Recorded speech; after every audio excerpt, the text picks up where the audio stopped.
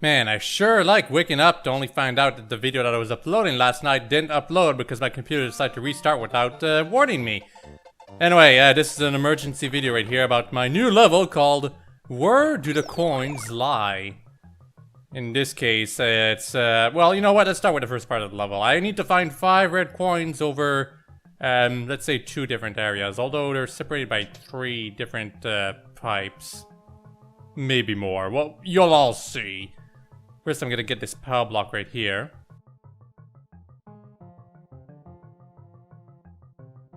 Gonna bring it down here. And you can see that this pipe gives you mushrooms in case you somehow get hit somewhere.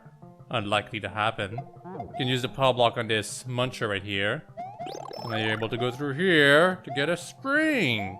And if some of you were paying attention, there's a coin that I can get through the use of this spring. It's actually trampoline, but now I'm used to calling it spring now. The beginning of this level, in case you actually want to do it, because it's actually completely optional, it's mostly just me testing out some new ideas for a puzzle level.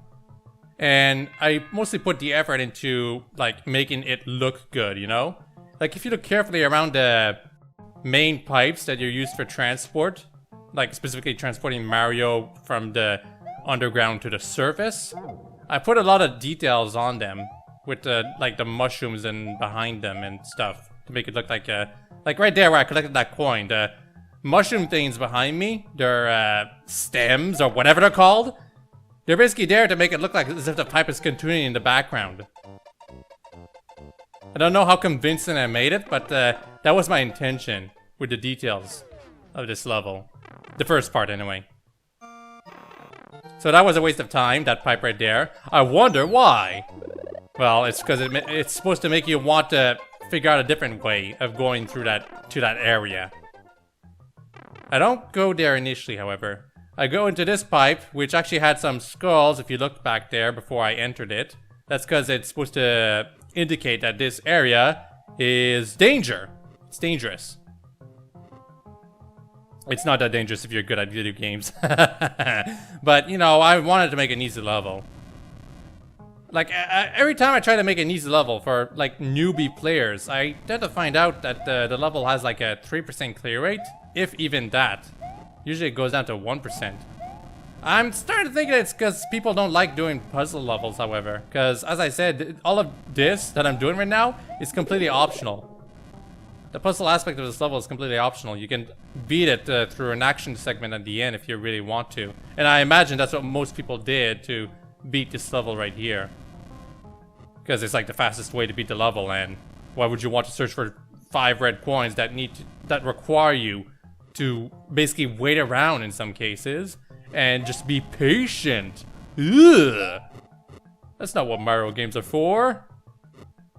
But, you know, I want to test the limits of the engine again. Just throwing out some ideas here. If you see something you like about what I'm doing with this level right here, feel free to copy it. I myself am actually have every intention of actually like following up on a lot of ideas in this level in for my next 1 or 2 levels, at least 1 more level, I want to say. Although that other level will probably follow through on the ideas I had for the action segment. You'll see that later. Anyway, I actually have to backtrack right here because I have to bring this power block to get rid of the muncher that was blocking the way through the pipe. Initially, I was gonna have players have to bring a power block from the very first section underground to actually get rid of this muncher right over here, but that would be annoying, particularly if you like accidentally threw the power block away while on the way, you know? Right here, this is probably the weakest segment of the level. You have to throw the power bombs. That's a new idea for a new enemy, Nintendo. Power bombs. Anyway, bombs. You have to use them to get rid of the blocks right over there in order to get the coin. I should have made it easier to throw the bombs to the blocks, however. It's really inconvenient as it is right now. Really, really inconvenient. Of course, it would be easier if I could make it so that only 1 bomb would spawn from that pipe, and you like could adjust its timer to be like 10 seconds instead of like 3, but details. I have to work with the limits after all. Also, this vine right here, I put it there intentionally. It's because it's like hard to like fall from that area without knowing where you have to go, you know? That's why I put a vine there. It's safer that way. You really have to think about these things when you're making your level. If you make the player climb up to an area where you can't see how you're supposed to get down from it, you want to give the player a convenient way of going back down, especially if they have to go back down. This is how you go into this section right here. I hope it wasn't too hard to figure out, but it was supposed to be a secret though.